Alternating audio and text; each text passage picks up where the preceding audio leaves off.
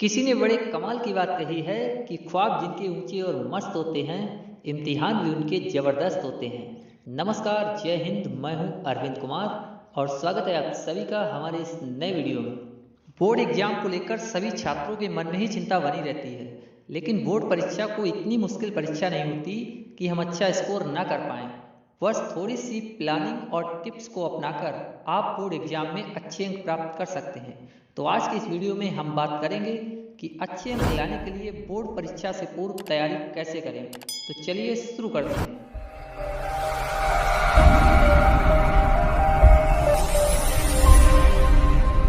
Point number 1 है आत्मविश्वास के साथ सकारात्मक सोच रखें।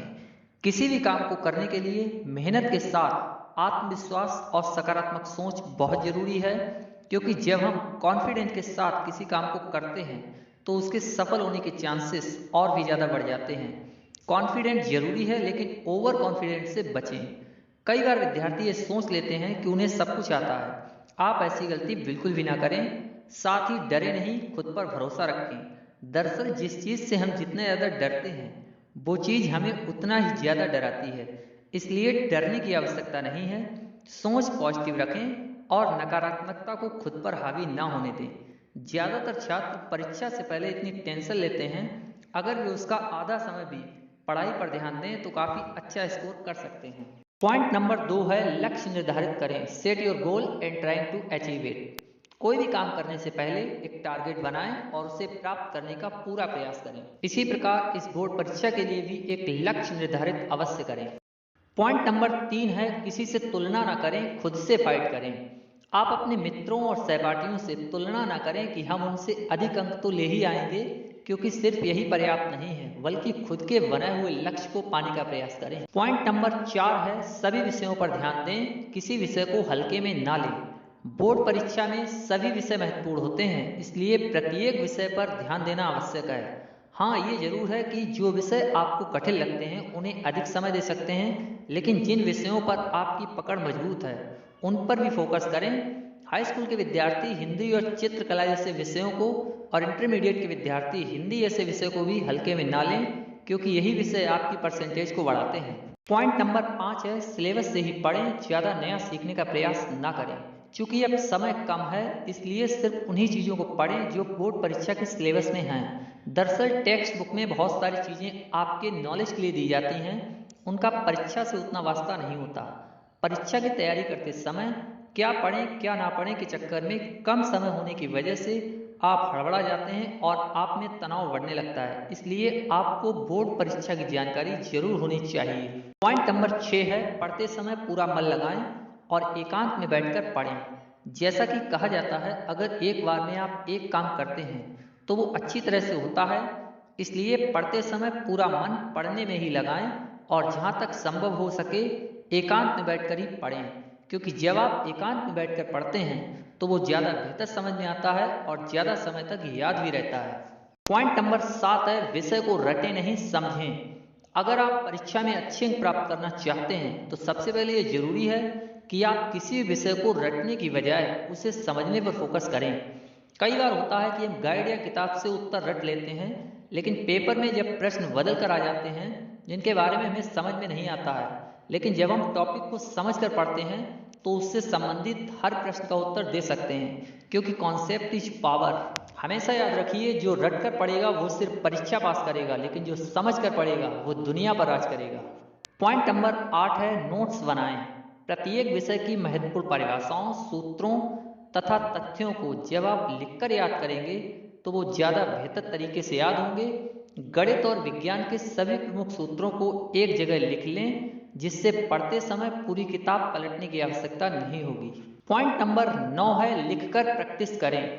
कई छात्रों की आदत होती है कि वे बोलकर या मन में पढ़कर याद करते हैं, लेकिन इसके साथ ही आपको लिखने की आदत भी होनी चाहिए और साथ ही आपकी लिखने की स्पीड भी अच्छी होनी चाहिए। कई बार बच्चे ये कहते हुए पाए जाते हैं कि उन्हें सब आता था लेकिन लिखने का समय नहीं मिला। लिखने से आपकी स्पीड के साथ लेखन में भी सुधार होगा। पॉइंट नंबर 10 है पुराने पेपर और प्रैक्टिस सेट हल करके अभ्यास करें। एग्जाम की सबसे अच्छी तैयारी के लिए कम से कम 3 वर्षों के पुराने प्रश्न पत्रों और प्रैक्टिस सेट हल करें। साथ ही अभ्यास करते समय यह ध्यान रखें कि निर्धारित समय में ही पूरे प्रश्न पत्र को हल करना है। टाइम मैनेजमेंट की आदत सुधारना बहुत जरूरी है, क्योंकि इससे परीक्षा के समय टाइम मैनेज करना आसान रहता है। ये तरीका सही मायनों में एग्जाम के लिए छात्रों को तैयार करता है। इससे टाइम मैनेजमेंट के साथ साथ स्कोरिंग तकनीक भी बढ़ेगी। पॉइंट नंबर 11 है टाइम टेबल बनाकर अध्ययन करें। आंकड़ों में ये देखा गया है कि परीक्षा में अच्छे अंक लाने वाले विद्यार्थी अपना एक टाइम टेबल जरूर बनाते हैं। इसलिए आप भी प्रत्येक दिन प्रत्येक विषय का समय निर्धारित करते हुए एक टाइम टेबल बनाएं और उसी के अनुसार पढ़ाई करें। जिन विषयों में आप ज़्यादा कमजोर हैं उन्हें थोड़ा ज़्यादा समय दें, लेकिन साथ ही इस बात का भी ध्यान रखें कि जिस विषय में आपको अच्छी जानकारी हो उसे भी रिवीजन करने के लिए समय दें। ध्यान रखें, दिन के 24 घंटों में से 12 या 14 घंटे का अव्यवहारिक टाइम टेबल ना बनाएं। ज़्यादा से ज़्यादा 6 से 8 घंटे का समय पढ़ने के लिए रखें और इसके बीच में ब्रेक जरूर लें। लगातार 2 या 3 घंटे पढ़ाई ना करें। टाइम टेबल एक विद्यार्थी के जीवन में अनुशासन लाने में मदद करता है। पॉइंट नंबर 12 है शिक्षकों और मित्रों की मदद लें।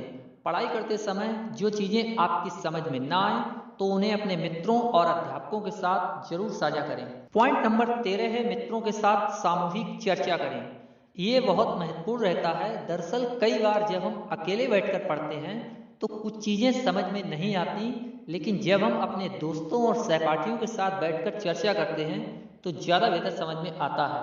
इसलिए इस चीज़ का ध्यान जरूर रखें। पॉइंट नंबर 14 है लिखावट यानी हैंड राइटिंग पर विशेष ध्यान दें।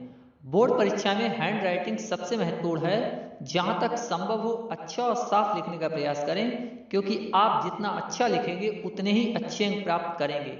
लिखावट सुधारने के लिए लगातार लिखकर प्रैक्टिस करें। अगर आपकी हैंड राइटिंग अच्छी नहीं है तो थोड़ा बड़ा लिखने का प्रयास करें। पॉइंट नंबर 15 है स्वास्थ्य का ध्यान रखें। कहते हैं स्वस्थ शरीर में ही स्वस्थ मस्तिष्क निवास करता है। कई विद्यार्थी परीक्षा के तनाव के चलते नियमित समय पर भोजन नहीं करते, जिसका सीधा प्रभाव उनके स्वास्थ्य पर पड़ता है। और जैसा कि हम जानते हैं कि जब हम शारीरिक तौर पर स्वस्थ होंगे तभी हमारा मन पढ़ने में लगेगा। पॉइंट नंबर 16 है सुबह जल्दी उठें। सुबह 4 से 5 बजे के बीच उठना सर्वश्रेष्ठ है, क्योंकि जब हम रात को आराम करने के बाद उठते हैं तो सुबह हमारा दिमाग ज़्यादा तरोताज़ा और ऊर्जावान होता है। इसलिए उस समय पढ़ा हुआ हमें अधिक समय तक याद रहता है। सुबह जल्दी उठना विद्यार्थियों के लिए ज़्यादा महत्वपूर्ण है, क्योंकि सुबह के समय शांति का माहौल भी रहता है, जिससे पढ़ाई में डिस्टर्ब नहीं होता है। पॉइंट नंबर 17 है इलेक्ट्रॉनिक गैजेट से दूरी बनाएं। जहाँ तक संभव हो सके टेलीविज़न, मोबाइल फ़ोन जैसे इलेक्ट्रॉनिक गैजेट से दूरी बनाएं। लेकिन अगर आप मोबाइल फ़ोन से पढ़ाई करते हैं तो ऐसे सभी ऐप्स अनइंस्टॉल कर दें जो आपकी पढ़ाई से संबंधित नहीं है, क्योंकि सोशल मीडिया की बुरी लत आपका ध्यान भटकाती है, जो आपकी परीक्षा में एक बड़ी बाधा साबित हो सकती है। अगर आप इन बिंदुओं का ध्यान रखकर बोर्ड परीक्षा की तैयारी करते हैं तो हमें आशा ही नहीं पूर्ण विश्वास है कि आप इस बोर्ड परीक्षा में जरूर अच्छा प्रदर्शन कर पाएंगे। और हाँ, हमेशा याद रखिए एग्जाम जिंदगी का एक पार्ट है, जिंदगी नहीं है। इसलिए परीक्षा के परिणाम से ज़्यादा चिंतित और परेशान ना हो। कोई भी परीक्षा हमारी योग्यता मापने का मानक नहीं है। इससे फर्क नहीं पड़ता कि हमने क्लास में टॉप किया है या नहीं किया। अगर हम जिंदगी में कुछ बड़ा करते हैं तो सभी विद्यार्थियों को हमारी ओर से बोर्ड परीक्षा के लिए अग्रिम हार्दिक शुभकामनाएं।